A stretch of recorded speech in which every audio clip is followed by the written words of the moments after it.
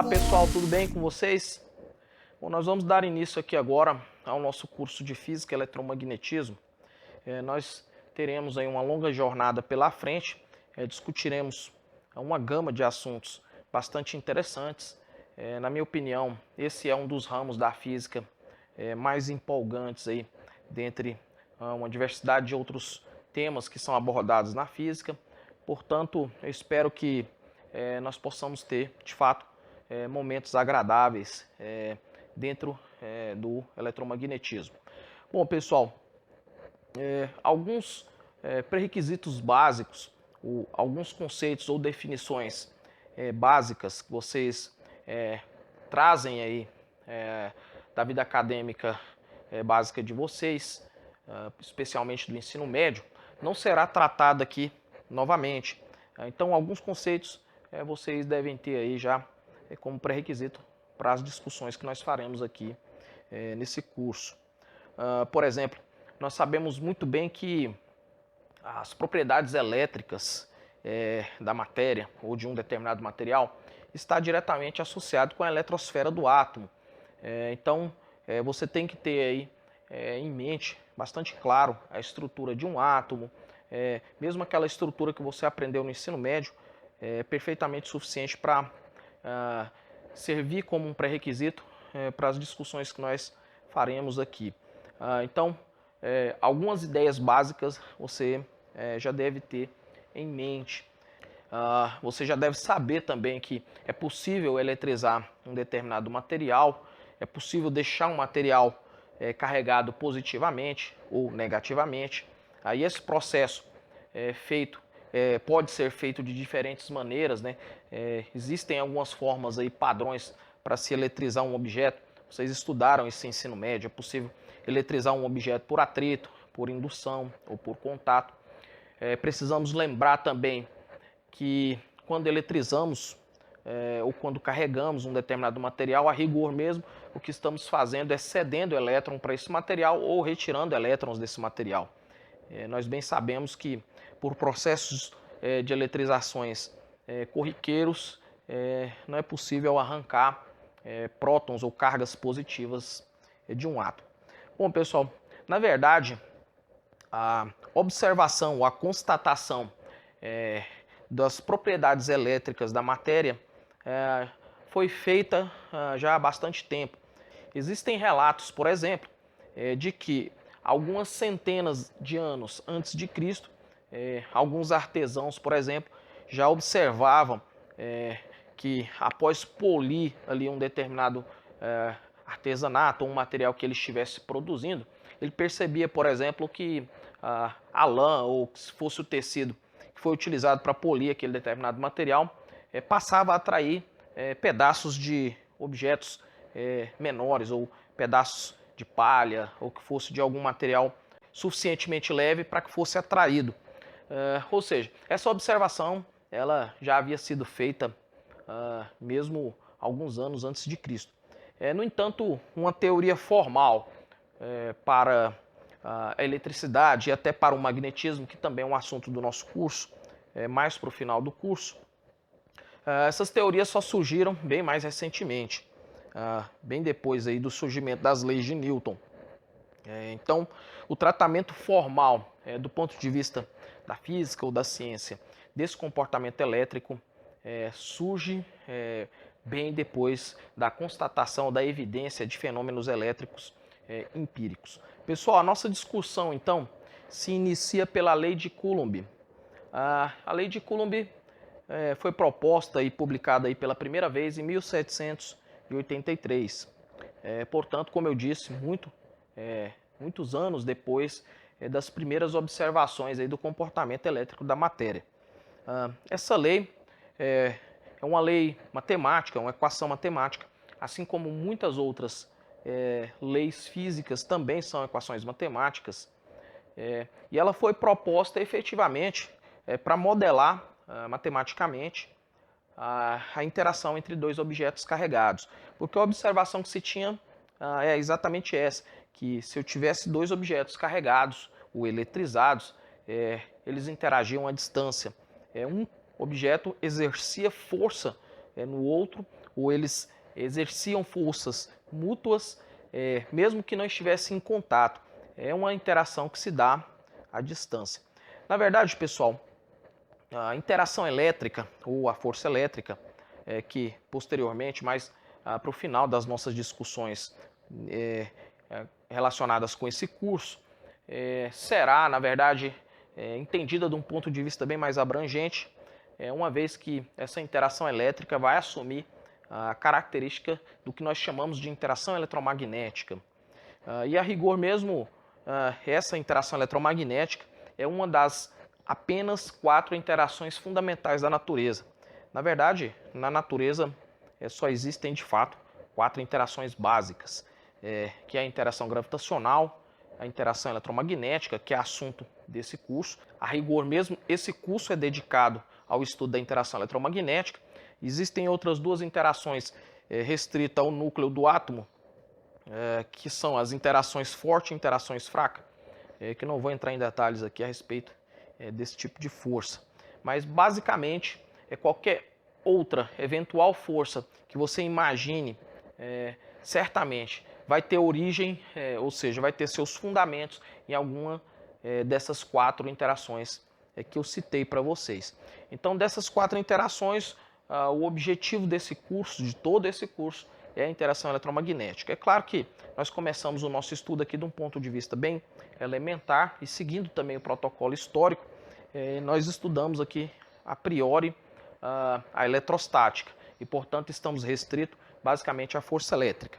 Mas como eu estava dizendo, a constatação de Coulomb, inclusive a constatação experimental, Coulomb foi um ótimo físico experimentalista, e tinha esse feeling bastante apurado de tirar da experiência, abstrair da experiência leis físicas, que foi exatamente o que ele fez.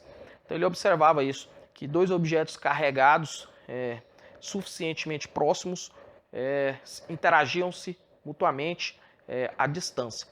Bom, pessoal, a constatação de Coulomb, então, era exatamente a seguinte. Se eu tenho aqui, por exemplo, um objeto carregado positivamente, lembrando que um objeto que possui carga positiva é porque ele possui, a rigor mesmo, um excesso de prótons, ou seja, em algum momento ele perdeu elétrons por algum processo. Então tem aqui um objeto com carga positiva, suficientemente próximo de um objeto com carga negativa, que obviamente está com excesso de elétrons. Estou chamando aqui esse objeto de Q1, esse objeto de Q2, e a constatação de Coulomb era exatamente que esses objetos interagiam à distância, um exercia força no outro. E a ideia de Coulomb então foi propor uma lei que descrevesse essa interação ou que de alguma forma calculasse essa força de interação entre esses 2 objetos. Bom, aqui por pura questão de escolha, eu estou propondo aqui a força sobre o objeto 2, que está carregado com carga negativa, e eu vou escrever a equação ou escrever a lei de Coulomb para essa força, mas a rigor eu poderia fazer exatamente a mesma coisa para o objeto Q1. O fato é que eles se atraem ou se repelem mutuamente, dependendo dos sinais das suas cargas, e essas forças de interação, ou seja, de atração ou repulsão, são forças de ação e reação. Portanto, elas possuem a mesma intensidade. Bom, a lei de Coulomb então diz que a força sobre a carga 2, que é o que eu estou chamando aqui de F21, é a força em 2 devida à carga 1, é dada da seguinte maneira. Bom, primeiro que é uma força de atração, e essa também é uma constatação empírica. Objetos com cargas de sinais contrários, eles se atraem, e objetos com cargas de mesmo sinal se repelem. Isso não é novidade para vocês. Mas a estrutura matemática da lei de Coulomb então é exatamente essa. Essa força ela é proporcional aos valores das cargas e inversamente proporcional ao quadrado da distância. Claro que essa equação está escrita na sua forma vetorial, e nessa forma, que é o que eu recomendo que vocês utilizem, ela fica absolutamente mais poderosa. Por quê? Escrita dessa maneira e utilizando de forma adequada os sinais das cargas, a lei de Coulomb, na forma vetorial, automaticamente nos informa qual que é a orientação da força, se é atração ou se é repulsão. Então veja bem, aqui eu tenho a força na carga 2 devido à presença da carga 1. Aqui eu tenho uma constante de proporcionalidade e aqui então eu tenho os valores das cargas.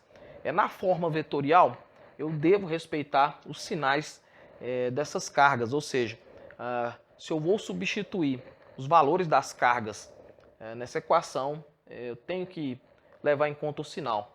A que for negativa entra na equação com o sinal negativo e a que for positiva de igual maneira entra com o seu sinal positivo. Mas o fato é que se essas cargas possuem sinais contrários, é certo que esse produto vai me dar um resultado negativo. Não existe nenhuma possibilidade desse denominador ser negativo, é sempre positivo, uma vez que isso aqui é um módulo ao quadrado. Isso quer dizer então que se essas cargas têm sinais contrários, a força em 2 devido a 1 vai ser menos esse vetor unitário R chapéu 2,1. Bom, quem seria esse vetor unitário R chapéu 2,1? Um vetor unitário ele sempre pode ser construído com a mesma orientação de um dado vetor qualquer.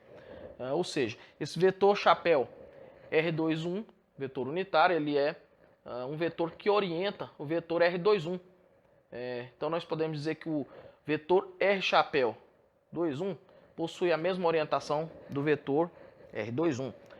E obviamente o vetor R chapéu 2,1 será construído como vetor R2,1 dividido pelo módulo do vetor R2,1. Essa é a maneira padrão de se construir um vetor unitário. Dado um vetor, caso eu queira associar esse vetor a um vetor unitário que orienta aí o vetor dado, a maneira de se construir esse vetor é pegar o vetor e dividir pelo seu próprio módulo. Vocês já sabem muito bem disso também. Ou seja, pessoal, o que eu estou te dizendo é que se as cargas possuem sinais contrários, a força em 2 devido a 1 é menos o vetor R chapéu 2,1. Ou seja, de fato, ele vai ser um vetor com sentido contrário a R chapéu 2,1. Ou seja, isso reflete uma força de atração. Ou seja, quando as cargas possuem sinais contrários, o que nós temos é uma força de atração. Por outro lado, se nós temos aqui cargas de mesmo sinal, que eu escolhi as duas cargas positivas, de novo aqui nós teremos o vetor que localiza a carga 2 em relação à carga 1, é o R2,1, e novamente o R2,1 chapéu está na mesma orientação de R2,1. Mas se as cargas agora possuem sinais iguais, se Q1 possui o mesmo sinal de Q2, é óbvio que essa fração que me aparece aqui será um número positivo. Isso quer dizer então que a força em 2 devido a 1 é mais o vetor R chapéu 2,1. Isso quer dizer que eles possuem a mesma orientação, mesma direção e mesmo sentido. O vetor R chapéu 2,1 novamente está aqui. R chapéu 2,1, vetor unitário. E a força F2,1 possui a mesma orientação nesse caso, em que nós temos cargas de mesmo sinal do vetor unitário R2,1. Ou seja, pessoal, em resumo, o que eu estou te dizendo é que a forma vetorial da lei de Coulomb, que talvez não foi tão explorada assim no ensino médio, eu falo do ensino médio porque eu sei que esse é um conteúdo bastante estudado no ensino médio. No entanto, a sua forma vetorial não é tão explorada lá. Agora aqui nós faremos questão de utilizar a forma vetorial dessa equação. Então a forma vetorial é realmente mais poderosa porque, além de calcular o módulo, ela também propõe ou ela automaticamente já nos informa a orientação da força que a carga está sentindo. Bom, a constante de proporcionalidade que aparece aqui tem valor pré-definido. Essa é a conhecida constante eletrostática do vácuo, 9 vezes 10 a nona.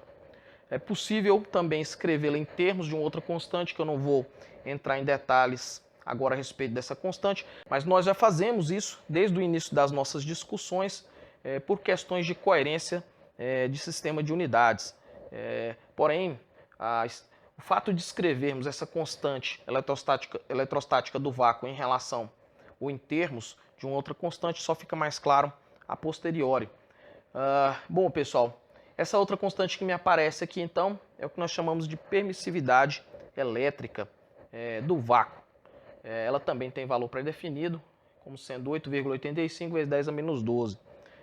Como eu disse e enfatizando, vai ficar mais claro quando chegarmos aí mais para o final do nosso curso, porque descrever então a constante eletrostática em termos da permissividade elétrica do vácuo. Pessoal, uma outra noção extremamente fundamental e importante que eu já vou propor para vocês desde o início é o que nós chamamos de princípio da superposição. Claro que eu construí aqui a lei de Coulomb, que calcula a força em cima de uma carga devido à presença de outra. Expus essa lei para vocês num contexto em que você só tinha duas cargas. Mas a rigor, você pode ter um sistema de cargas com muitas cargas. Por exemplo, nós podemos dizer que temos aqui a carga Q1, a carga Q2, Q3, tem uma quantidade enorme aqui de cargas que eu vou chamar de Qn. Bom, e eventualmente pode ter aqui também uma carga representante que eu vou chamar de Qi. Bom, caso eu queira calcular a força em cima da carga Qi devido à presença das outras cargas, o que nós fazemos a rigor é uma soma vetorial. Bom, nós bem sabemos que a força é uma grandeza vetorial e a força em cima dessa carga representante que eu estou chamando de Qi vai ser então uma soma vetorial. Ou seja, a força sobre a carga I vai ser dada então pela força sobre I devido a 1 mais a força sobre I devido a 2 mais a força sobre I devido a N. Bom, pessoal, isso é o que eu chamo de princípio da superposição, ou seja, a possibilidade de calcular a força em cima de uma carga representante do meu sistema de cargas como sendo a somatória vetorial em cima daquela carga. Alguém poderia questionar, bom, mas isso é óbvio. A verdade é que, em se tratando de força, de fato, isso é bastante intuitivo, eu diria. No entanto, nós assumimos isso como um princípio para forças e eventuais outras grandezas que sejam construídas em cima de força ou em cima do conceito de força, esse princípio precisa ser demonstrado de um certo modo. Por exemplo, no capítulo posterior, nós falaremos do campo elétrico. Aí o campo elétrico é uma grandeza definida fundamentalmente em cima da ideia de força. E a pergunta que surge imediatamente o princípio da superposição vale para a força. Nós assumimos isso. Portanto, vale para o campo elétrico. Então isso tem que ser efetivamente demonstrado. Bom, pessoal, só para escrever essa somatória de uma forma um pouco mais enxuta, a força total em cima da carga I será, então, a somatória das forças devido às outras cargas em cima de I. As outras cargas aí são as cargas J. Então, a força em I devido às outras cargas J. Obviamente, essa aqui é uma somatória em cima de J, e nós devemos ressaltar aqui que J não pode ser igual a I, para deixarmos claro o fato de que uma partícula ou uma carga não pode exercer força sobre ela mesma. Pessoal, como uma aplicação da lei de Coulomb em problemas de carga pontual, nós vamos fazer aqui um exemplo, e esse será um dos poucos exemplos que nós trabalharemos com cargas pontuais, ou exclusivamente com cargas pontuais. O enfoque do nosso curso aqui trabalhar com técnicas mais poderosas e, portanto, resolver problemas mais abrangentes. Esses problemas que envolvem cargas pontuais são problemas, ou foram problemas, bastante investigados aí no ensino médio, e esse não será o enfoque do nosso curso. Mas, por completeza, nós faremos aqui pelo menos um exemplo que trata exclusivamente de interação elétrica entre cargas pontuais. Lembrando que, obviamente, uma carga pontual é uma carga cujas dimensões foram desprezadas, ou seja, para todos os efeitos, essas cargas são consideradas como pontos carregados. Bom, então nós temos aqui duas cargas pontuais, amarradas aqui por um fio de massa desprezível. Ou seja, a rigor nós temos aqui dois pêndulos que obviamente não estão pendulando, não estão descrevendo o movimento de pêndulo. A única coisa que aconteceu aqui é que essas duas massas se repeliram devido ao fato de estarem carregadas com cargas de mesmo sinal. Elas possuem também a mesma massa. O comprimento dos dois fios são iguais a L. Existe aqui uma abertura em relação à vertical igual a θ. Uma informação no problema é que esse θ é um ângulo muito pequeno e a rigor mesmo o que ele quer é que você demonstre que a distância entre essas duas cargas é dada dessa maneira, que é o quadrado L, 2πε0mg, raiz cúbica de tudo isso. Bom, pessoal, isso aqui é um problema típico daqueles problemas do ensino médio. É um problema de equilíbrio, tá? O problema deixa claro isso, o enunciado da questão deixa claro isso, que nós temos aqui uma situação de equilíbrio. Bom, eu posso montar aqui o diagrama de forças em uma dessas massas, e a rigor mesmo que nós temos aqui é uma força exercida pelo fio, que eu vou chamar de T, é uma força de tração.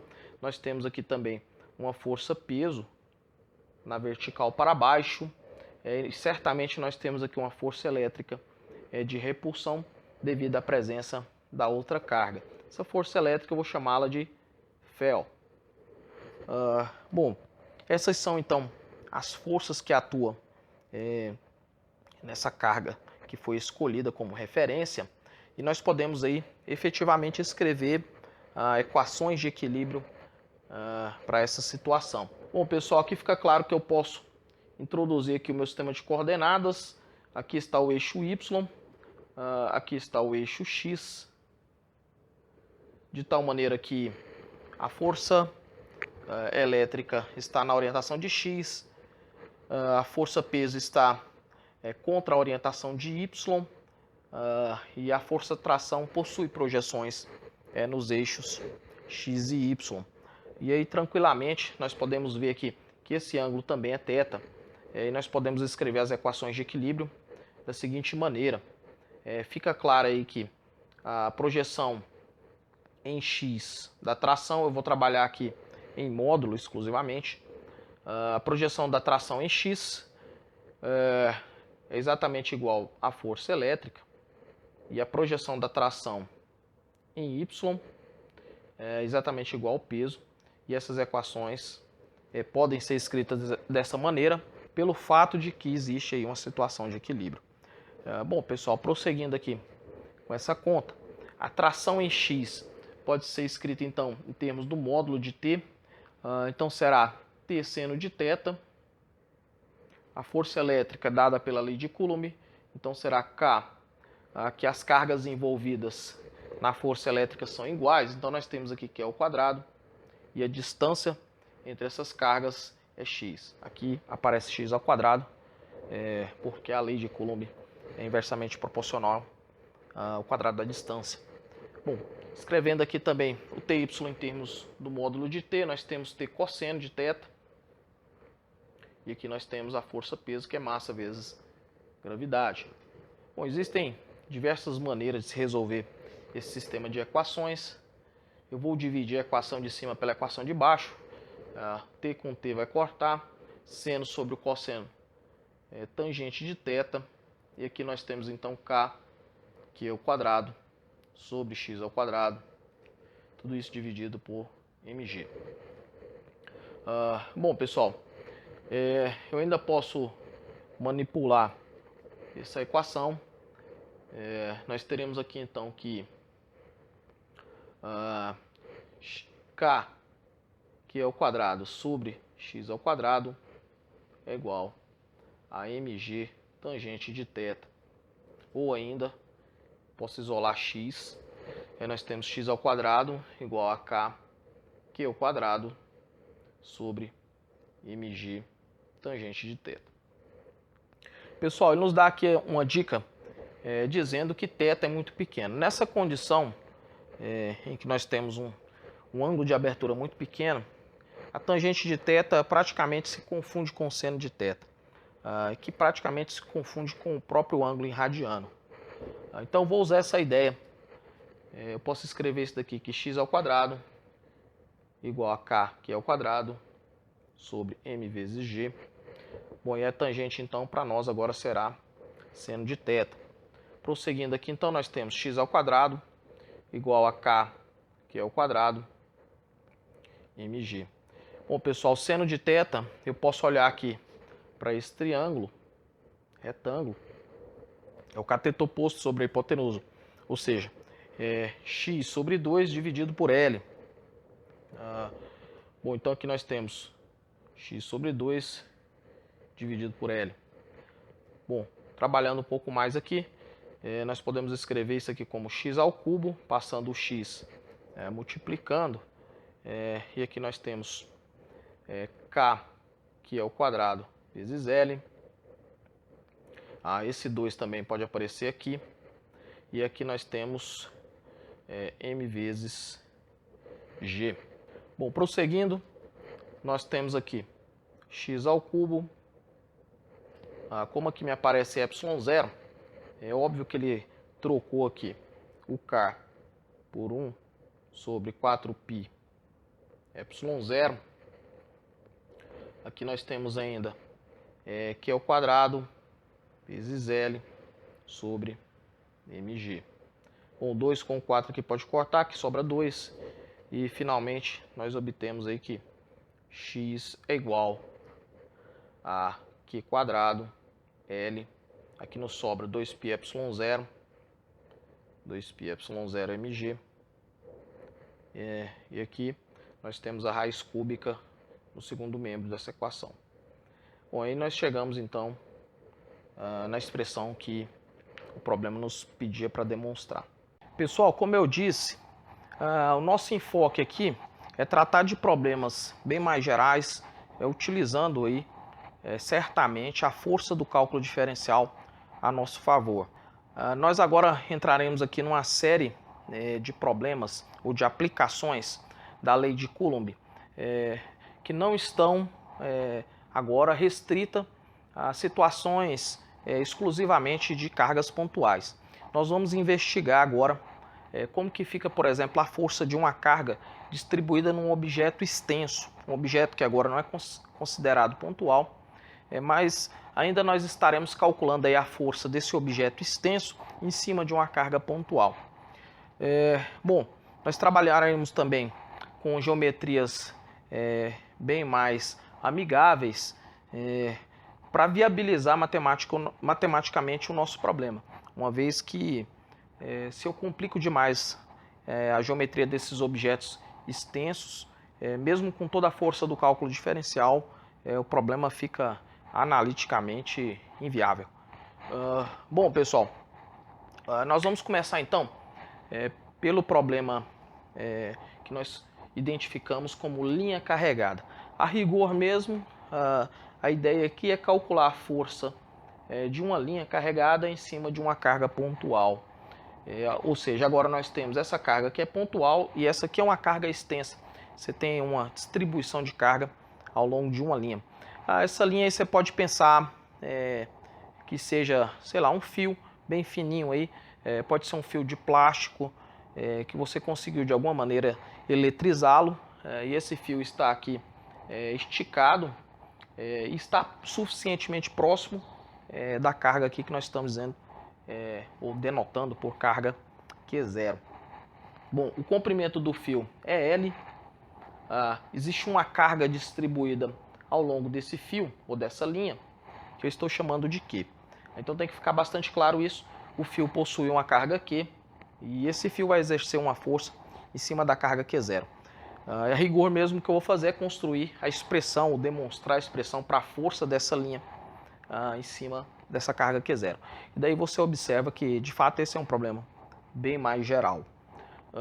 Bom, pessoal, aparentemente os primeiros contatos com esse tipo de problema, de fato, parece um pouco assustador, parece muito difícil, mas à medida que o conteúdo vai avançando, você começa a perceber que o que é feito aqui é um protocolo, é um passo a passo. E a partir daí, então, você vê que o protocolo ou passo a passo, a receita, vamos dizer assim, que é aplicada aqui, se aplica também nos outros problemas. Então, não se assuste a priori, que posteriormente vocês verão problemas com outras geometrias, com outros contextos, mas o protocolo sendo exatamente o mesmo que será utilizado aqui. Bom, pessoal, a ideia desse tipo de problema é o seguinte: esse não é, como eu disse, um problema de carga pontual, mas para podermos aplicar a lei de Coulomb a esse contexto, o que nós fazemos a priori é reduzir esse problema a um problema de carga pontual da seguinte maneira. Eu vou lá na geometria extensa, a geometria de interesse, e defino um elemento de carga, ou limito nessa geometria um elemento de carga. Em algum local, esse elemento de carga aí será apenas um representante. Bom, eu identifico então esse elemento de carga, ou esse trecho do fio. A rigor mesmo, o que eu fiz aqui foi limitar um pedacinho desse fio ou dessa linha carregada. E esse pedacinho contém uma carga. E eu estou chamando de diferencial. Vocês vão entender melhor à medida que for prosseguindo com o problema. Mas a ideia é que esse trecho seja um trecho infinitamente pequeno ou infinitesimal. Portanto, ele contém uma carga também infinitesimal, que eu vou identificá-la como dq. O que tem que ficar claro a partir de agora é que essa carga dq é uma quantidade infinitesimal de carga contida num elemento diferencial de fio, ou num trecho diferencial desse fio ou dessa linha. Bom, a partir daí então nós podemos trabalhar pensando no contexto da lei de Coulomb. Eu preciso obviamente da distância desse elemento diferencial de carga até a carga pontual de interesse. Eu vou considerar que tanto o fio possui uma carga positiva quanto a carga Q0 também é positiva. Essa questão aqui é completamente indiferente. Então essa é só uma escolha. Logo, a força que esse elemento diferencial dq de carga faz em cima da minha carga Q0 será então uma força de repulsão, e mais, ao longo da linha que une essas duas cargas. Então nós temos aqui uma força de repulsão, que eu vou chamá-la de dF. Será também uma força diferencial associada aí com um elemento de carga diferencial. Bom, pessoal, uma coisa que nós temos que fazer aqui é certamente definir o nosso sistema de coordenadas. A definição do sistema de coordenadas ela é completamente arbitrária. E é claro que com a experiência você acaba tomando decisões mais acertadas na hora dessa escolha. Bom, mas a escolha que eu vou fazer aqui é literalmente colocar aqui o meu eixo, que pode ser aqui, por exemplo, o eixo Y, exatamente em cima ou ao longo da linha carregada. E o eixo X, então, passará aqui pelo centro dessa linha carregada e também pela carga pontual Q0. Então está aí definido o meu sistema de coordenadas. Bom, o que eu vou fazer aqui agora é escrever vetorialmente esse elemento de força dF. Fica claro aí para vocês que esse elemento de força ele possui uma projeção em x e em y.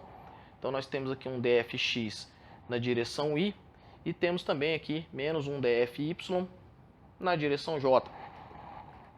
Menos aqui, obviamente, porque a projeção está para menos y. Bom, pessoal, aqui nós já começamos a utilizar a força do cálculo diferencial a nosso favor. A rigor, eu não estou interessado exclusivamente na força diferencial desse elemento de carga em cima da carga Q0. Eu quero a força de toda a linha carregada em cima da carga Q0. E a maneira de fazer isso é utilizar o que eu já apresentei para vocês, o princípio da superposição. O princípio da superposição me diz que a força em cima dessa carga Q0 é dada pela soma das forças devidas a todos os elementos de cargas diferenciais escolhidos em cima dessa linha. No entanto, somar esses elementos de carga, ou somar a força correspondente a esses elementos de carga, é literalmente aqui fazer uma integral. Portanto, se eu integro esse elemento diferencial de força devido a todas as cargas diferenciais escolhidas ao longo dessa linha carregada, a rigor o que eu estou fazendo é tomando toda a contribuição do fio, ou da força desse fio em cima da carga Q0. Bom, eu devo integrar isso aqui então, os dois membros da igualdade, e essa força aqui, essa integral desse elemento de força, eu vou chamar simplesmente de F, e F então vai ser a força de todo o fio em cima da carga Q0. Bom, pessoal, aqui a priori eu vou copiar a integral de dfx na direção y menos a integral de dfy na direção j. Aqui nós vamos utilizar um argumento que frequentemente aparece nas soluções dos outros problemas. O argumento é o seguinte: eu disse para vocês que a escolha desse elemento diferencial de carga dq nesse local, nessa posição, é completamente arbitrária. E o fato é que para qualquer escolha de dq na parte positiva aqui do fio, a parte do fio que está em y positivo, pode existir uma escolha na parte negativa, de tal maneira que a projeção da força dF para esse elemento escolhido na parte negativa de y cancele a projeção em y desse elemento de força que já está escrito aí. Bom, aqui existe um argumento sutil, isso que eu estou propondo para vocês é um argumento sutil, e vocês precisam entender isso com certo detalhe. Mas o que eu estou te dizendo é que a projeção da força de todo o fio em cima da carga Q0 em y é nula. Ou seja, essa força não tem componente em y, só tem componente em x, e aí eu enfatizo. Para qualquer dq que foi escolhido aqui na parte positiva de y, existe um dq simétrico escolhido na parte negativa, cuja projeção da força em y cancelará a projeção da força em y para o dq escolhido na parte positiva. Isso quer dizer então que na soma, como resultado final, a força desse fio em cima da carga Q0 não tem projeção em y, só tem projeção em x. Bom, pessoal, eu poderia fazer a conta, calcular essa coordenada y aqui da força, mas a rigor o que eu encontraria no final das contas é que essa integral daria zero, certo? Então nós utilizamos esses argumentos, estamos utilizando aqui pela primeira vez, utilizaremos novamente em outros contextos, e a ideia de anular essa integral aqui, usando basicamente argumentos de simetria, está associado com o fato de que nós podemos economizar aqui algumas contas a priori. Bom, então o que nos resta, eu vou copiar novamente aqui o que sobrou, é a força em cima da carga Q0, dada pela integral de dfx na direção y. Bom, pessoal, o que nós fazemos aqui agora é escrever a projeção da força dfx em termos do módulo da força dF, para podermos aí utilizar a lei de Coulomb da forma adequada. Então o que nós fazemos aqui é o seguinte: eu não vou escrever essa projeção aqui para não carregar demais a figura, mas a projeção de df em x é um vetor que me aparece aqui em cima da coordenada x. Aqui eu vou ter que definir um ângulo θ, que é o mesmo ângulo θ que aparece aqui, uma vez que eu vou precisar desse ângulo para poder escrever a projeção em x em termos do módulo de df. E fica claro aí para vocês que essa integral pode ser escrita então como df, ou seja, o módulo de df, vezes cosseno de θ. Ou seja, pessoal, você pode ver aqui um triângulo retângulo de tal maneira que dfx é dado por df cosseno de θ. Bom, nós temos isso daqui então na direção y. Bom, o próximo passo agora, de fato, eu posso utilizar agora a lei de Coulomb para a força dF, ou para o módulo da força dF. Esse módulo, então, será dado pela lei de Coulomb na sua forma diferencial, da seguinte maneira: dF, então, será K, que é a constante eletrostática do vácuo.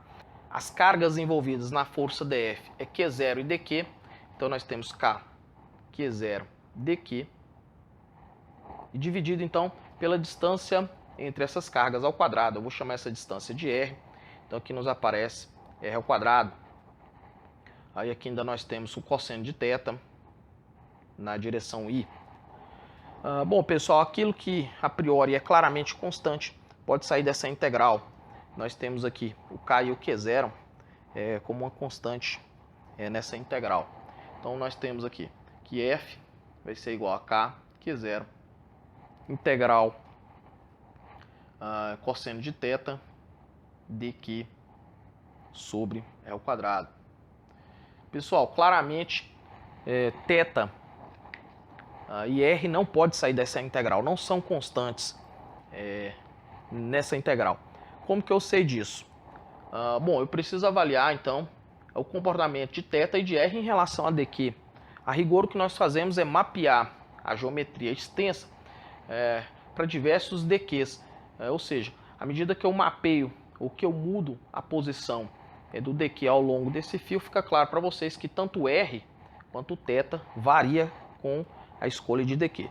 Portanto, não pode sair da integral, pois não são constantes. Bom, o que nós fazemos aqui se nós temos aqui duas variáveis na função que deve ser integrada, a rigor o que nós fazemos é deixar essa integral em termos de uma variável só. É possível colocar θ em função de R, olhando para esse triângulo. Nós podemos dizer então que o cosseno de θ vai ser dado da seguinte maneira: KQ0 integral D é a distância do centro do fio para a carga Q0. Então nós temos cateto adjacente pela hipotenusa, no entanto já tem um R ao quadrado aqui com a hipotenusa do cosseno de θ. Isso aqui vai me aparecer um R ao cubo dQ na direção I. Bom, pessoal, aparece o D aqui novamente, é uma constante nessa integral, então nós temos KQ0D integral de dQ sobre R ao cubo na direção I. Bom, prosseguindo, nós precisamos escrever essa integral de forma que ela seja factível.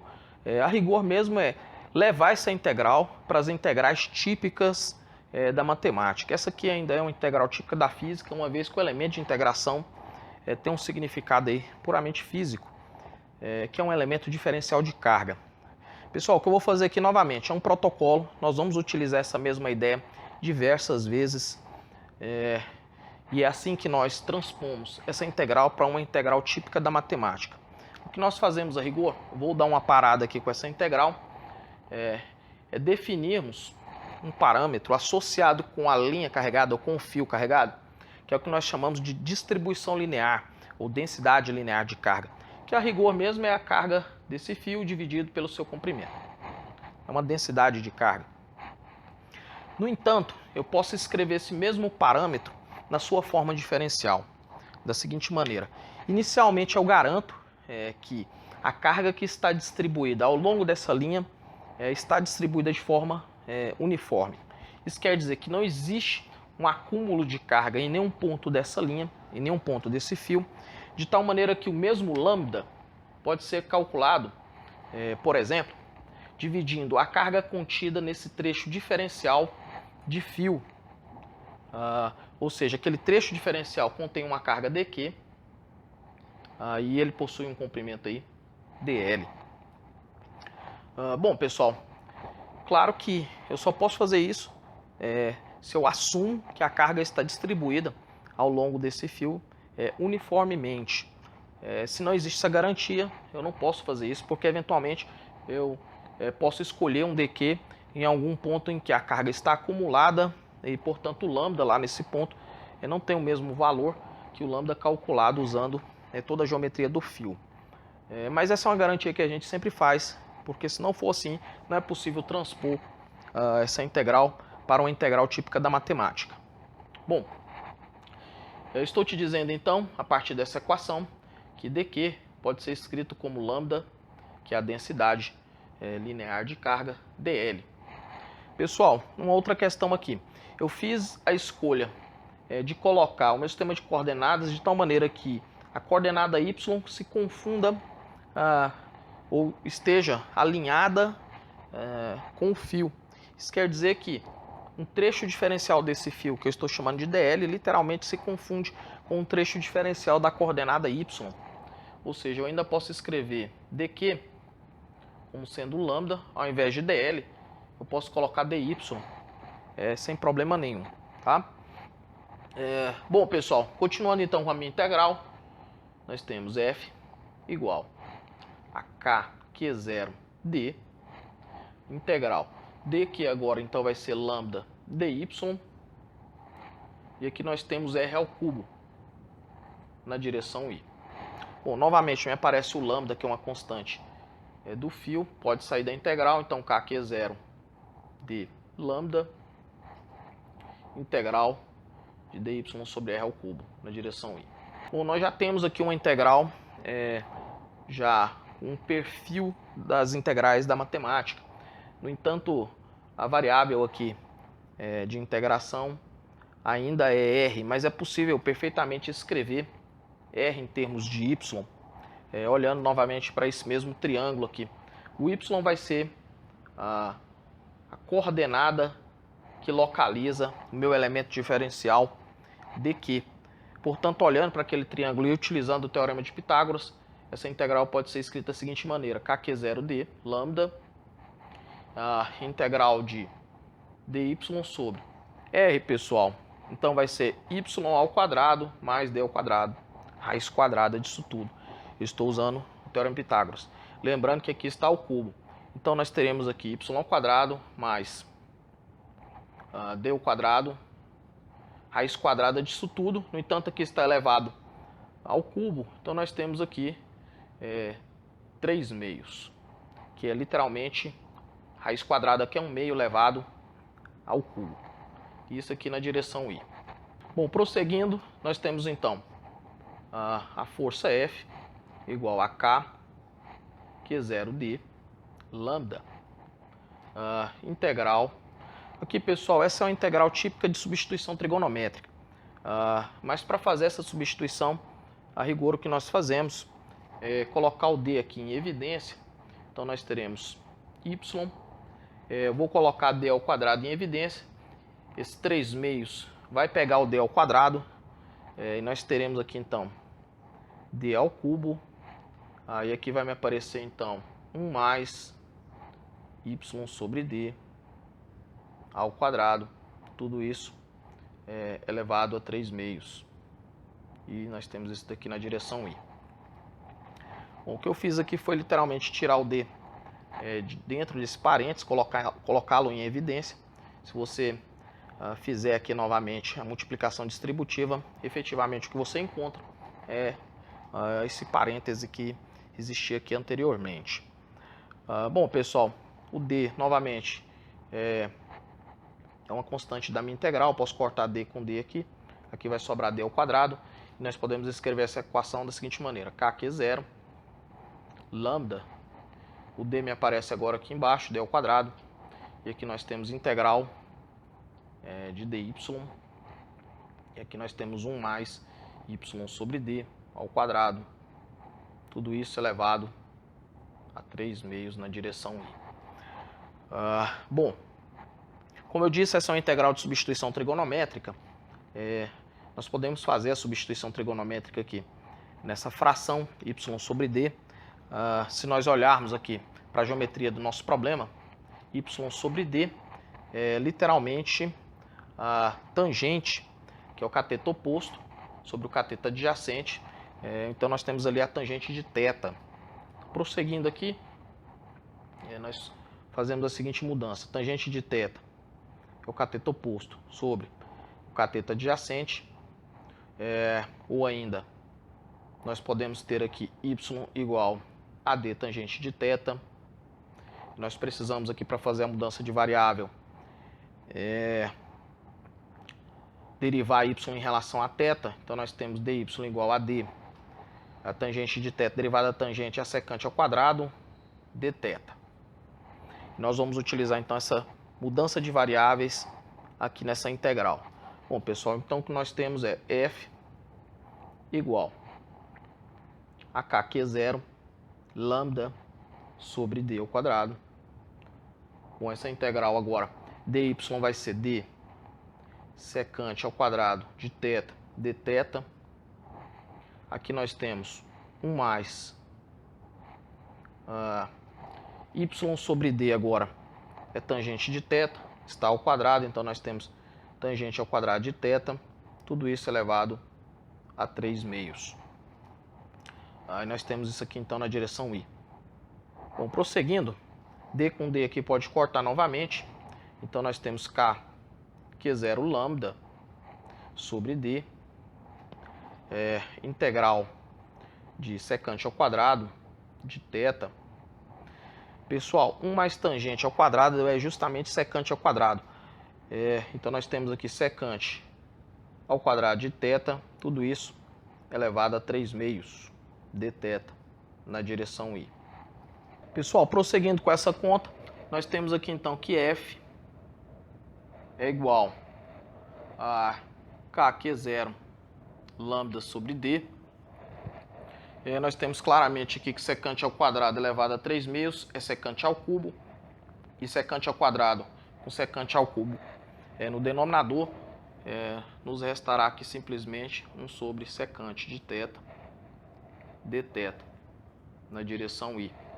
Bom, nós sabemos que a secante é 1 sobre o cosseno, obviamente 1 sobre a secante, então será cosseno.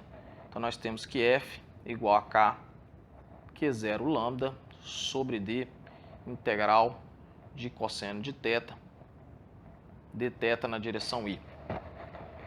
Bom, pessoal, nós temos aqui uma integral trivial, uma integral de cosseno. Após todas as mudanças de variáveis que nós fizemos, acabamos encontrando aqui uma integral relativamente simples de ser resolvida.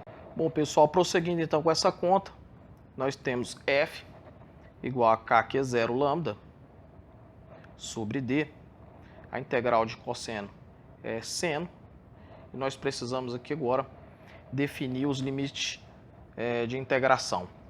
Bom, pessoal, o que nós fazemos aqui para facilitar, apesar que nesse contexto seria quase irrelevante fazer isso, mesmo assim eu vou fazer a minha integração na parte positiva de y, ou seja, eu vou pegar a contribuição apenas da metade do fio e vou dobrar esse resultado para levar em conta a parte de baixo também.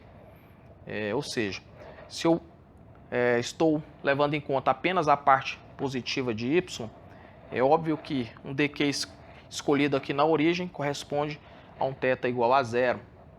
E para um dq escolhido aqui no limite máximo ou na extremidade do fio, nós temos que o θ corresponde ao arco, cujo seno é dado por cateto oposto, que será a metade do fio, L sobre 2, dividido pela hipotenusa.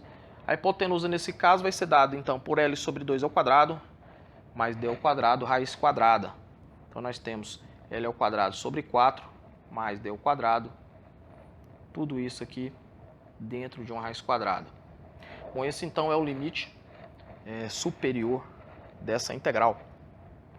Bom, pessoal, então nós temos aqui quase que finalizando. A força pode ser escrita como 2kQ0 lambda sobre d, aplicando aqui os limites de integração.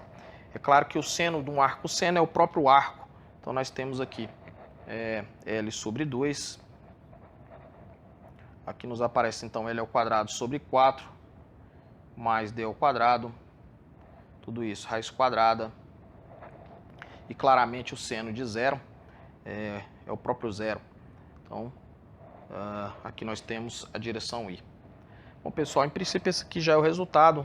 O que nós precisamos fazer aqui agora é basicamente uma perfumaria para deixar essa equação, esse resultado um pouco mais enxuto. Nós podemos cortar aqui 2 com 2, podemos escrever ainda o lambda em termos da carga do fio e também do comprimento do fio. Bom, então finalmente nós teremos F igual a K, que é 1 sobre 4π epsilon 0, Q0 continua aí. O lambda, pessoal, eu vou utilizar então Q sobre L, então nós temos Q aqui, que é a carga total do fio. O L, vou cortar com o L que já está aqui, portanto não vou colocar o L. Nós temos aqui ainda o D. E dentro do parênteses, então, nos sobrou aqui 1 sobre L ao quadrado sobre 4 mais D ao quadrado. Tudo isso aqui raiz quadrada. E nós temos aqui então a direção I. Bom, pessoal, essa aqui então é a expressão que calcula a força dessa linha em cima da carga Q0. Obviamente uma conta extensa, mas aquilo que eu havia dito para vocês, toda essa parte matemática será feita com todos os detalhes possíveis. E mais, aparentemente esse protocolo todo assusta de início, mas quando os outros problemas da mesma natureza forem resolvidos, vocês verão que tudo que foi aplicado aqui de protocolo se repete nesses outros problemas. Bom, pessoal, uma outra aplicação envolvendo carga extensa que nós faremos aqui será a força de um anel carregado, um anel com excesso de carga, em cima de uma carga pontual Q0, que está a uma distância D em cima do eixo do anel e uma distância D do centro do anel. Esse anel possui um raio R e uma carga Q distribuída ao longo do seu perímetro. Bom, claramente esse aqui é um problema que se passa no espaço tridimensional. Eu já defini aqui meu sistema de coordenadas e colocando a origem do sistema de coordenadas exatamente no centro do anel. Bom, pessoal, como eu disse, todas aquelas técnicas que nós utilizamos é um protocolo e nós utilizaremos exatamente o mesmo protocolo aqui. O que nós fazemos é, na geometria extensa, limitar um trecho diferencial dessa geometria, e esse trecho diferencial obviamente compreende uma carga diferencial que nós vamos chamá-la de dq. Aí, quando fazemos isso, nós reduzimos o problema a um problema de interação entre duas cargas pontuais. Nós precisamos então da distância entre a carga Q0 e a carga dq, que eu vou chamar de Rzinho, e nós então escrevemos aqui a força de dq em cima da carga Q0, que será dada então por esse vetor df. E aí, novamente, sendo enfático, a força é uma força diferencial, porque obviamente tem origem numa carga diferencial. Bom, pessoal, nós precisaremos também desse ângulo entre o vetor df e o eixo z, uma vez que nós vamos trabalhar com a projeção desse vetor no eixo z. Bom, começando da mesma maneira que nós começamos o problema anterior, nós podemos escrever essa força df em termos das suas componentes. E fica claro para vocês, pessoal, ou tem que ficar claro para vocês, que essa força possui projeções nos três eixos. Ou seja, existe aqui uma projeção em x na direção y, uma projeção em y na direção j e uma projeção em z na direção k. E aqui novamente eu vou utilizar um argumento de simetria para economizar algumas contas. Veja que esse vetor df possui uma projeção em z e também possui uma projeção no plano xy.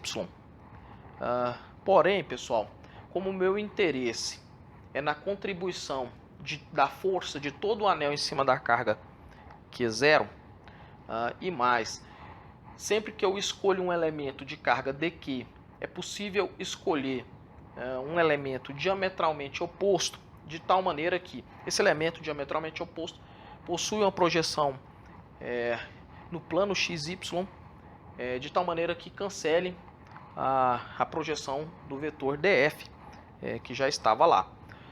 Ou seja, a rigor mesmo, quando eu somo a contribuição da força de todo esse anel em cima da carga Q0, as componentes xy são canceladas.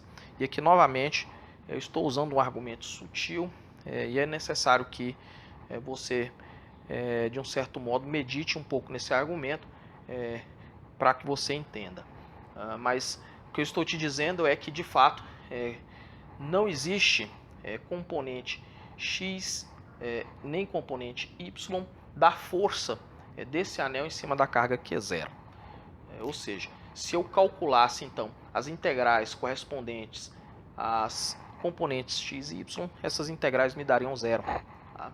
Bom, mas o que eu estou te dizendo é que eu preciso levar em conta aqui o princípio da superposição, ou seja, eu preciso somar a contribuição de todos os dqs até cobrir todo o anel, e essa soma me dará então a força resultante em cima da carga Q0, que é o que eu chamo de F. E o que eu estava dizendo para vocês é que tanto a coordenada x quanto a coordenada y vai a zero. Portanto, nós teremos simplesmente a componente z dessa força. Bom, pessoal, novamente, eu fiz isso no problema anterior, preciso escrever essa projeção em termos do módulo do vetor df para poder substituir a lei de Coulomb na sua forma diferencial. Então, posso escrever essa equação da seguinte maneira: df será então escrito como df, ou seja, dfz será escrito como módulo de df, cosseno do ângulo θ. E aqui então nós temos a direção K. E aí nós podemos fazer exatamente a mesma coisa que fizemos anteriormente, substituir a lei de Coulomb na sua forma diferencial em df. Então nós temos K, Q0, que são as cargas envolvidas aqui na força df, então é Q0 dq, dividido pela distância ao quadrado, a distância entre essas duas cargas, e aqui ainda nós temos cosseno de θ na direção K. Bom, pessoal, aquilo que for constante em relação a dq, nós podemos tirar da integral. Então nós temos aqui f igual a k, certamente constante, Q0 também. Aqui nós, a priori, vamos deixar o cosseno de θ e o r ao quadrado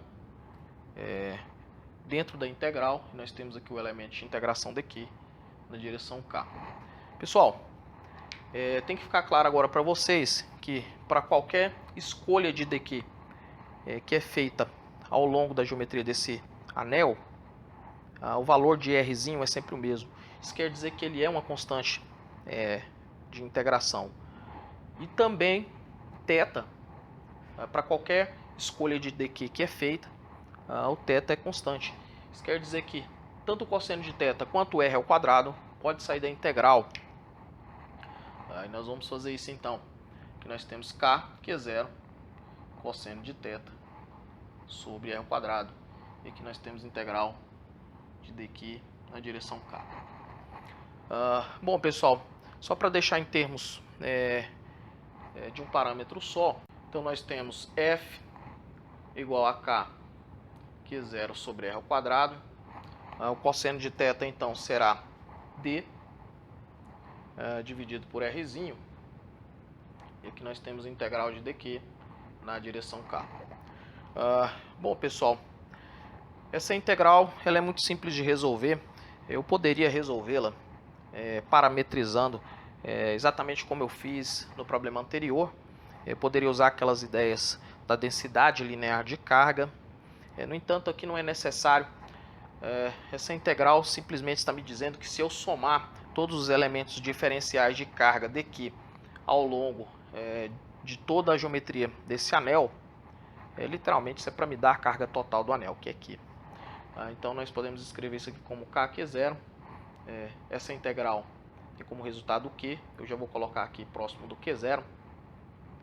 Nós temos aqui o d, e rzinho com rzinho ao quadrado, rzinho ao cubo, e aqui direção k.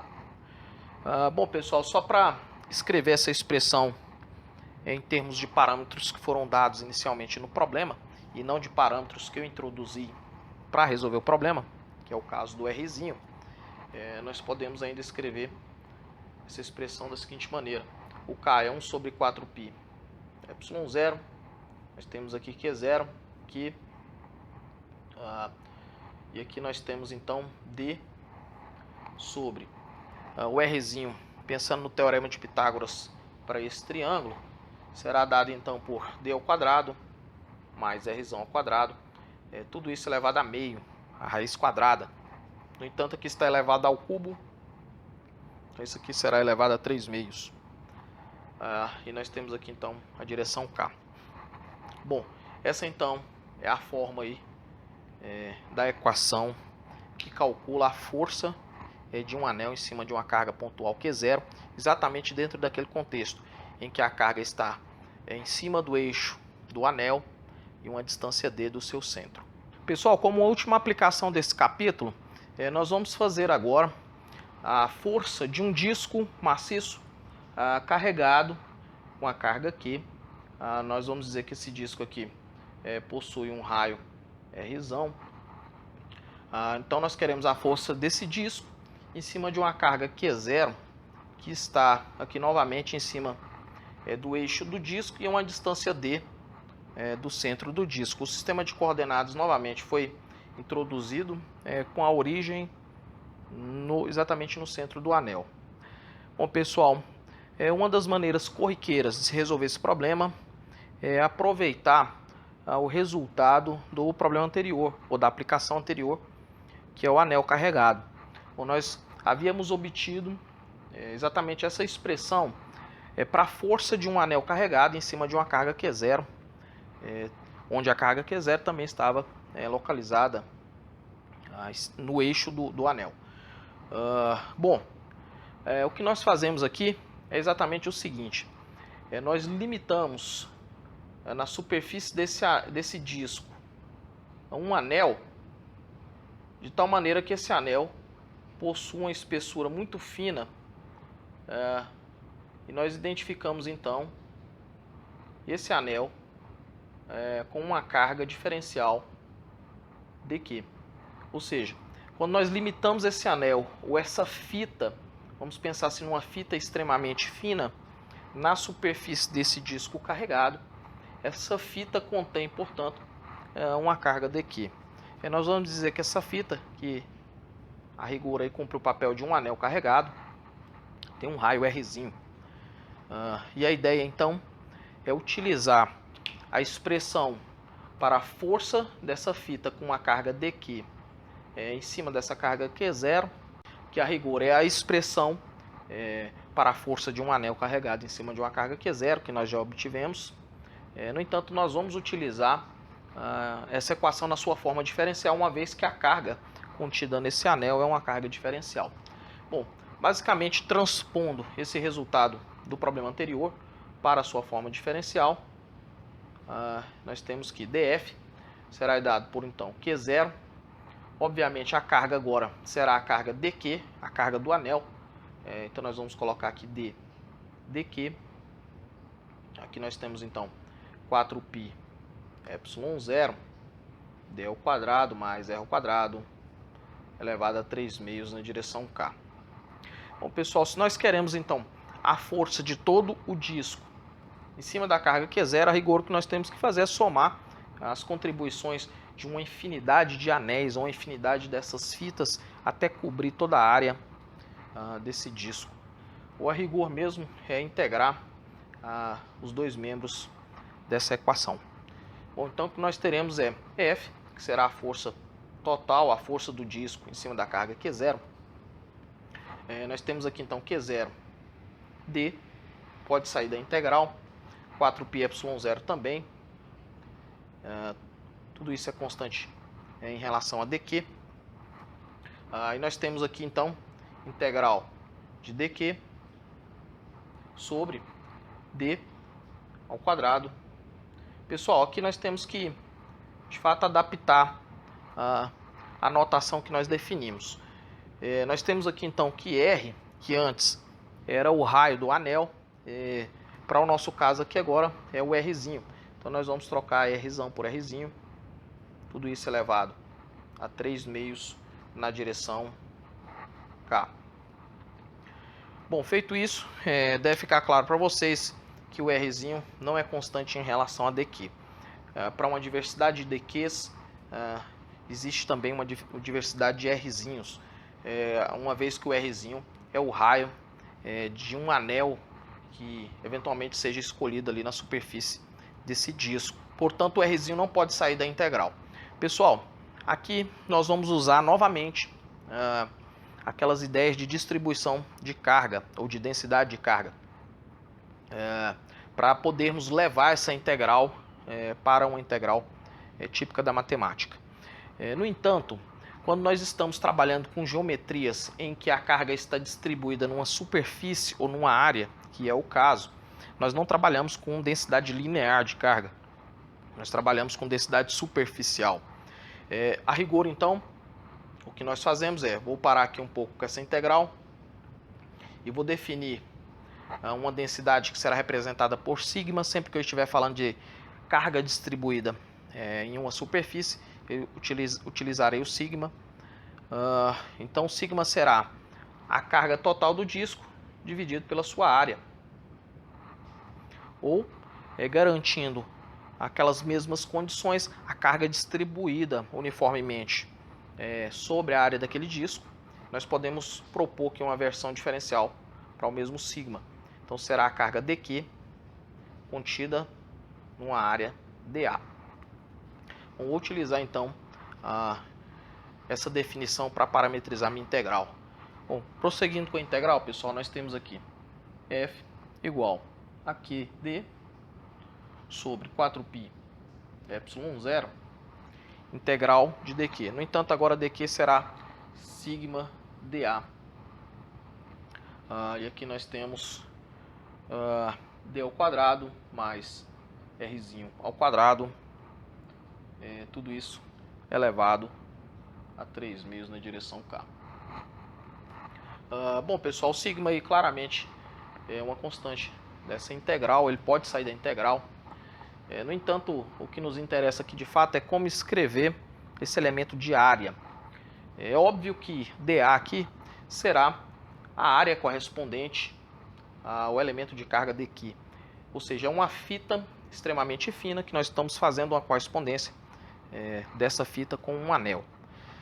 Pessoal, aqui tem algumas sutilezas e eventualmente, se você não entenda, depois você vai ter que sentar e meditar um pouco em tudo isso que eu vou dizer aqui para você entender. Mas eu posso pegar essa fita, imagine exatamente esse procedimento, como se eu tivesse tirado essa fita na forma de um anel e abro essa fita. Se eu abrir, a rigor o que nós teremos é uma figura quase que igual a um retângulo. Não é a rigor um retângulo, mas é quase igual a um retângulo. Então, se eu abro uma fita que é escolhida na superfície de um disco, a rigor mesmo que nós temos é uma figura aproximadamente igual a essa. É um trapézio. No entanto, o que eu vou fazer aqui, pelo fato de estar trabalhando com um elemento diferencial de carga, ou seja, essa fita ela possui uma espessura muito fina, eu literalmente vou aproximar essa área da fita pela expressão que nós utilizamos para calcular a área de um retângulo. É óbvio que eu sei que isso aqui não é um retângulo, é um trapézio, mas como eu disse, eu estou fazendo aqui uma aproximação absurdamente boa, uma vez que eu estou trabalhando ali com uma fita extremamente fina. Ou seja, eu literalmente estou desprezando essas curvaturas aqui, de tal maneira que essa área dA ela vai poder ser escrita então como a base. Estou aproximando isso aqui por um retângulo, então vai ser a base, que é literalmente 2πr. 2πr é o perímetro da fita, vezes a sua altura. A sua altura eu vou dizer que é um trecho ou um pedaço infinitesimal da coordenada r. Então é base vezes a altura. Ou seja, a rigor mesmo eu aproximei a área dessa fita pelo cálculo da área de um retângulo. Voltando aqui então para a integral, nós temos f igual a kd sobre 4π ε0, o sigma sai da integral, e o dA agora será então 2πr dr. E aqui nós temos d ao quadrado mais e ao quadrado elevado a 3 meios na direção k. Bom, pessoal, 2π novamente sai da integral, nós podemos ainda cortar aqui π com π, o 2 com 4, de tal maneira que aqui fica 2. Essa integral então é claramente uma integral de substituição simples. Novamente vou chamar d ao quadrado mais r ao quadrado de u, e eu vou precisar então derivar u com relação a r. Nós temos aqui então 2r dr. Vou fazer essas mudanças de variáveis nessa integral. Então nós temos aqui f igual aqui d sigma sobre 2ε0. Então nós temos a integral de r, dr agora será du sobre 2r. Aqui eu chamei tudo de u, então nós teremos u elevado a 3/2. Bom, pessoal, r corta com r. Essa é a grande utilidade de fazermos a mudança de variável. O 2 sai da integral. Aqui nós temos ainda a direção k. Isso aqui nos dá então q de sigma sobre 4ε0, integral de u elevado a menos 3/2 du na direção k. Bom, resolvendo essa integral, agora nós chegamos numa integral realmente simples. Nós temos aqui k de sigma sobre 4ε0. Bom, essa integral então é claramente u elevado a menos meio sobre menos meio. No entanto, eu já vou voltar aqui com a substituição que foi feita para u. Então, u é d ao quadrado mais r ao quadrado. Tudo isso elevado a menos meio sobre menos meio.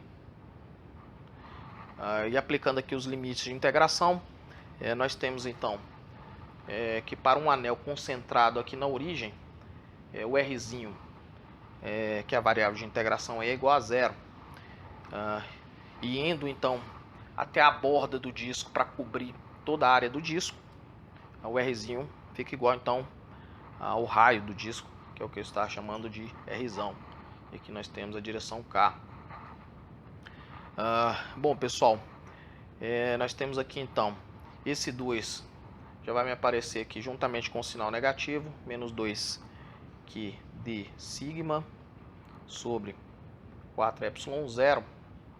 E aplicando aqui os limites de integração, nós teremos então 1 sobre d ao quadrado mais rzão ao quadrado, tudo isso elevado a meio, menos, colocando o rzinho igual a 0, nós temos aqui 1 sobre d.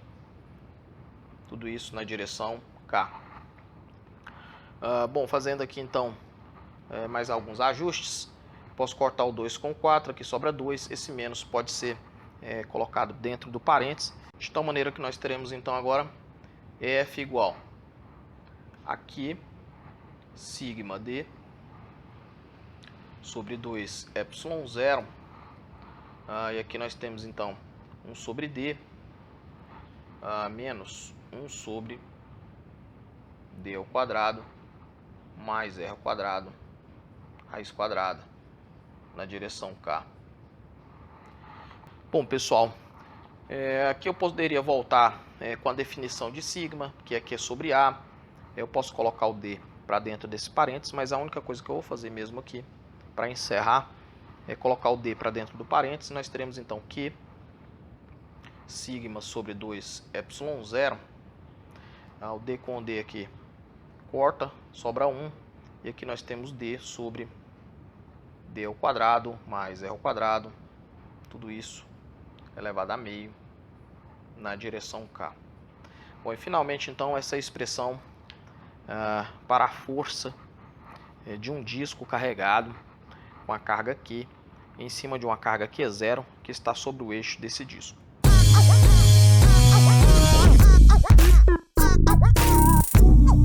Boy.